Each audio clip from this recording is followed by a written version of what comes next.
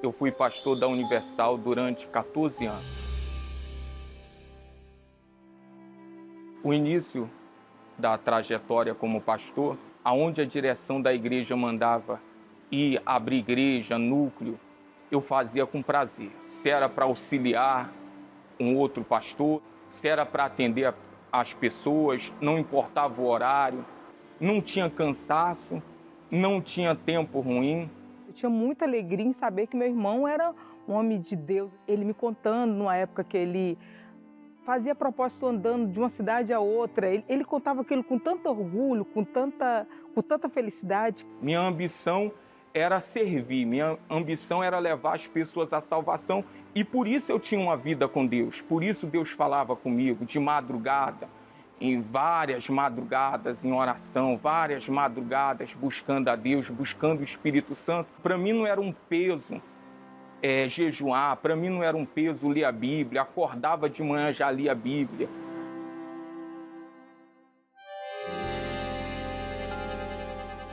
Nordeste, não tinha computador, as mensagens do Bispo Macedo, pagava a Lan House para conseguir, para baixar em um CD para ouvir na igreja a mensagem do bispo.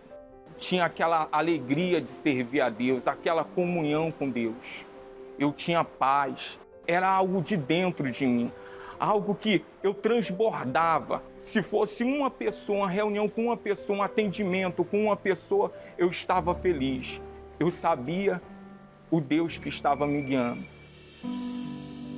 O Espírito Santo me direcionou para fazer um núcleo. Esse núcleo se tornou igreja e eu fui auxiliar em outro lugar. Para mim foi uma alegria. Eu não vi como uma injustiça. Poxa, eu abri a igreja, eu poderia ficar ali como titular?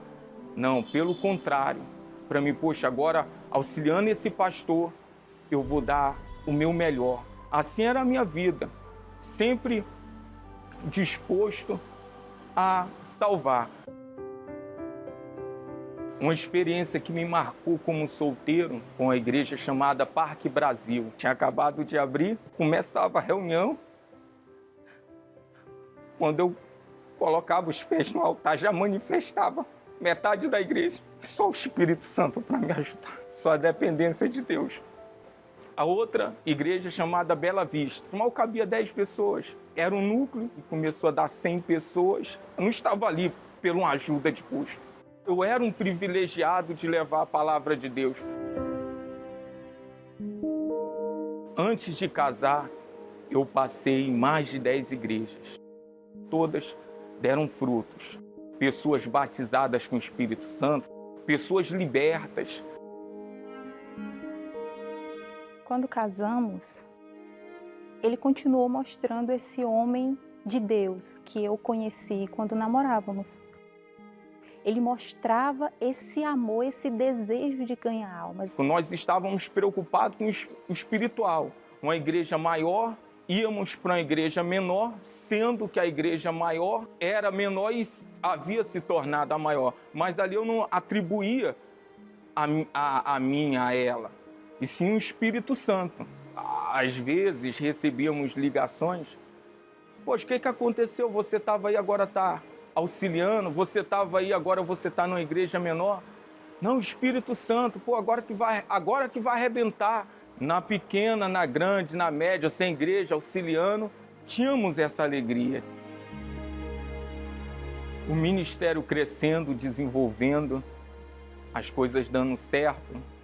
Eu que fazia no início núcleo e era um prazer, agora eu estava fazendo programas de televisão, rádio, reunião na catedral.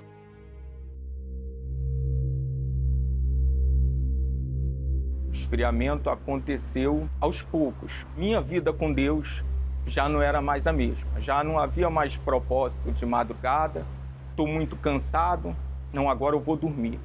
Já não orava como orava antes. Eu já não jejuava como jejuava antes. Eu já não lia a Bíblia e achava natural. Já estava no piloto automático. Eu via o número de pessoas crescendo.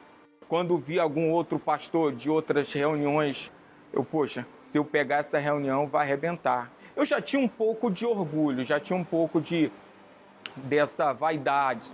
E já não era o Espírito Santo, aí já era o Jorge. Todo dia tem pessoas para te ligar, todo dia. E aí, o bispo falou alguma coisa contigo? E aí, essa mudança, essa troca, isso, aquele. Poxa, fulano, caraca, estava numa igreja grande, foi para uma menor. Poxa, o bispo gosta do fulano, tá?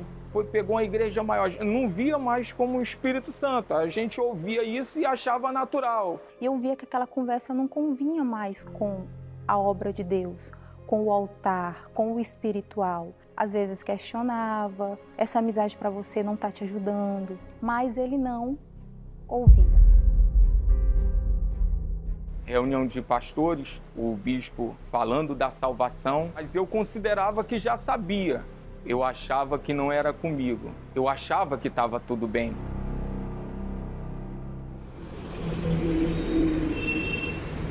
Já tinham se passado alguns anos. A igreja que eu estava antes tinha acabado de casar, no início, tinha uma obreira. Essa obreira tinha problema de depressão. Eu já tinha visto, após ela ser levantada obreira, o testemunho dela que não coadunava com o Espírito de Deus. Falei para o regional passou para o líder do Estado e o líder do Estado de Obreiros mandou removê-la.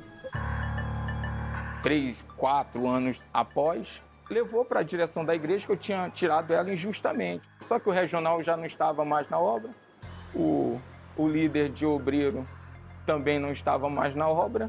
Veio a acusação que eu estava roubando a oferta, só que levaram outra situação. Falou que na reunião de quarta-feira, eu tinha acabado de casar, ela disse que eu cheirei o pescoço dela, eu não sei nem como foi isso.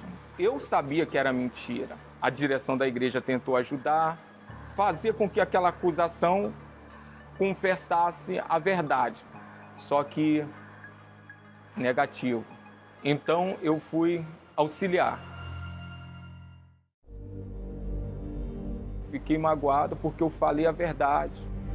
Os outros pastores que não sabiam da situação, você saindo de uma igreja grande, saindo de uma reunião de catedral para você ir auxiliar, ser o quarto último da sede regional que você poderia assumir, para mim já foi um castigo. Sempre tem alguém que liga. Quando você está mal, poxa, você estava lá, o que houve, o que aconteceu? Muita gente querendo saber da história. E a gente, ao invés de contar a história para Deus, contávamos para as pessoas, para os pastores que estavam mal. Falava, poxa, o bispo, por que isso? Fez essa injustiça com você? Caraca, agora para tu se levantar, ralou muito, pô, agora estava na catedral, fazendo isso, fazendo aquilo. O erro é esse, você começar a olhar para o que os outros vão pensar. Casamento já não era mais a mesma coisa. Ao invés de procurar resolver o problema com ela ou com Deus, eu fui para o pecado.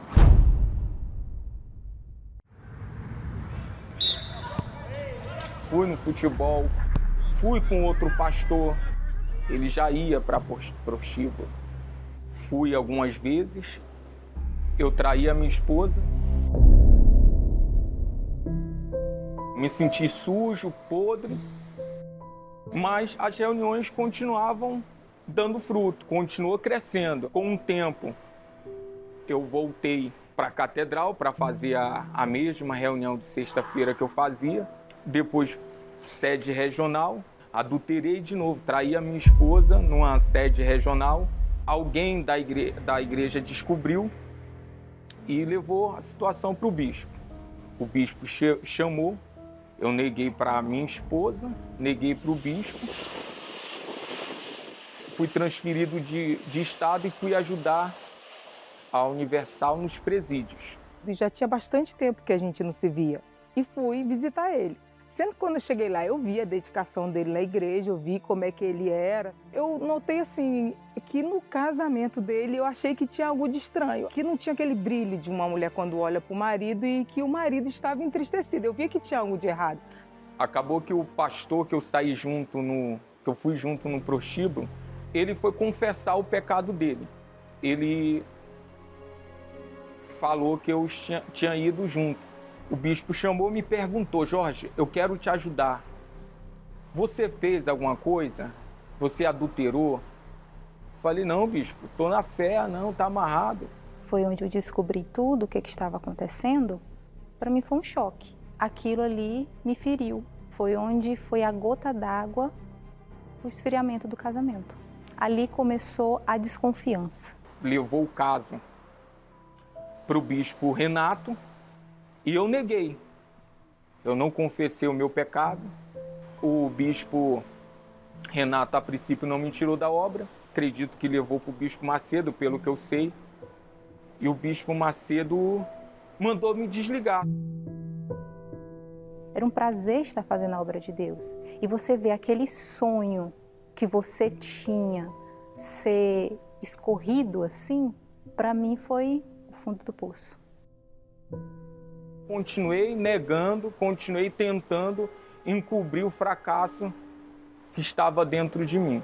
Viemos para o Rio de Janeiro e fomos construir a nossa vida aqui. Continuei na igreja durante um tempo. Comecei a beber cerveja, gin, uísque, o que tinha para beber, eu bebia. Para buscar Deus, eu sempre cansado, mas para estar num bar, eu estava pronto. Fui se esfriando, deixando de vir nas reuniões, saí da igreja. Tinha ódio, eu culpava todo mundo. A minha casa já não tinha mais paz. Era um inferno. Discussões, brigas, agressões verbais, palavras de baixo escalão, até que foi apresentado as drogas. O cigarro, depois a maconha, lança-perfume, black lança e a cocaína. Cheguei em casa com o nariz sujo de cocaína. Ela perguntou, e eu era uma mistura de Saul, que não queria perder a posição no início, com Jacó, mentiroso. Isso aqui, eu não sei como é que isso foi parar aqui.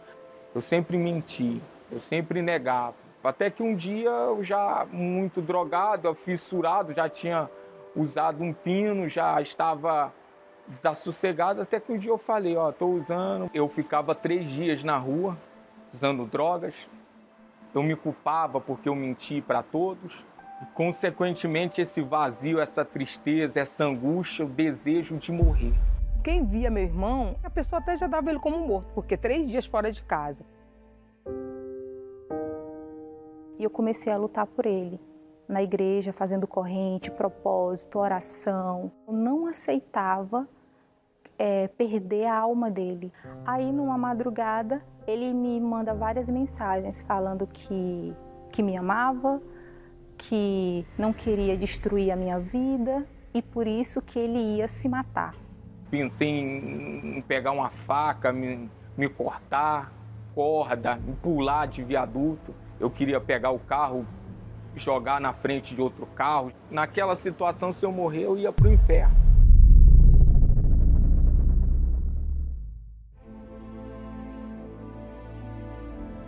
Na sexta-feira, no dia seguinte, eu vim aqui na reunião. Mostrei para o bispo as mensagens, falei da situação e o bispo falou, me passa o telefone dele que eu vou ligar para ele agora. E o bispo me ligou, Jorge, você está onde? Pô, bispo, nem sei onde eu estou. Você tem como chegar aqui na catedral? Sim, senhor, bispo. Ele me atendeu, ele orou, eu manifestei. Quem é você? Mais precioso. Qual foi a brecha que você conseguiu? Mágoa! Vai! Igreja! Uma só vez eu vou dizer, em nome de Jesus, saia daí! Eu estava com aquela depressão, com aquele vazio, eu já não tinha mais. Percebi aquela paz. Ele falou, poxa, Jorge, você já ajudou tanta gente. Você sabe o caminho. Eu lembro que foi na Fogueira Santa de dezembro de 2024. Era a Fogueira Santa do Espírito Santo. E eu sabia, poxa, eu tenho que receber o Espírito Santo. Agora eu tenho que receber. Dali por diante eu comecei a gerar o meu sacrifício. E eu me batizei nas águas. E aí comecei propósitos de madrugada, propósitos de oração, voltando àquele primeiro amor.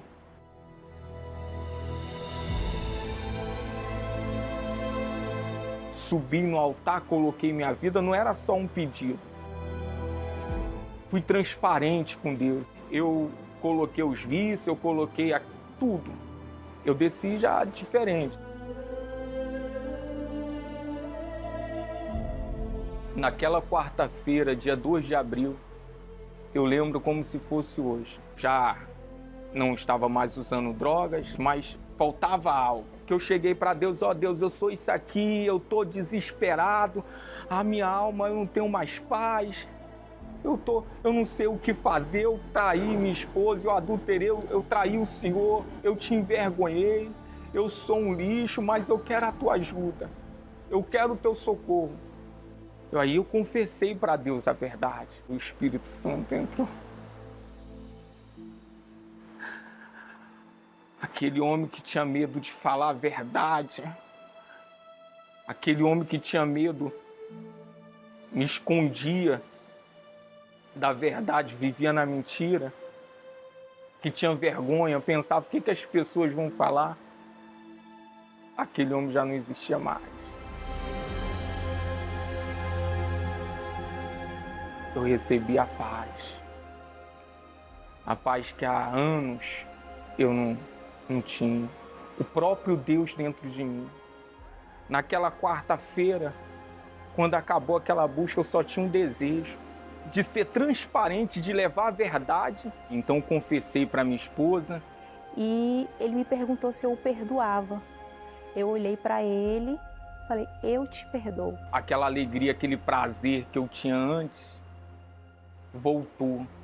Aí já vi o prazer de ler a Bíblia, acordar às 6 da manhã, já pegar a Bíblia e já ler, e Deus falar. Essa fonte que jorra dentro de mim, essa alegria que está dentro de mim, essa paz que está dentro de mim. Eu posso olhar para uma pessoa hoje, nos olhos dela e falar, olha, não importa o que você fez, o meu Jesus pode te ajudar, pode te perdoar.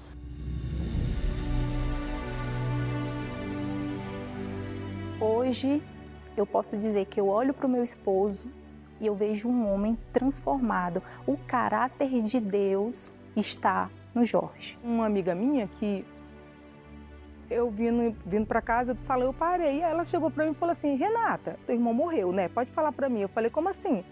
Porque do jeito que ele vivia, com certeza ele morreu. Aí eu falei, não. Jesus libertou meu irmão. Meu irmão não bebe, meu irmão não usa droga. E além disso, meu irmão tem um casamento abençoado. Eu vejo alegria no rosto dos dois. O meu casamento hoje é o retrato da presença de Deus. Ele, como marido, passou a me tratar com respeito, com amor. Hoje eu amo a minha esposa, fiel a uma só mulher, dedicada ao meu casamento. Há uma cumplicidade, há uma paz, há uma alegria. Hoje eu faço parte do grupo de evangelização. O meu desejo é só servir, só ganhar almas. Eu estou aqui hoje pela misericórdia de Deus. Você que está nessa situação que eu estive, seja humilde, peça ajuda, não espere perder o bem mais precioso que é a sua salvação.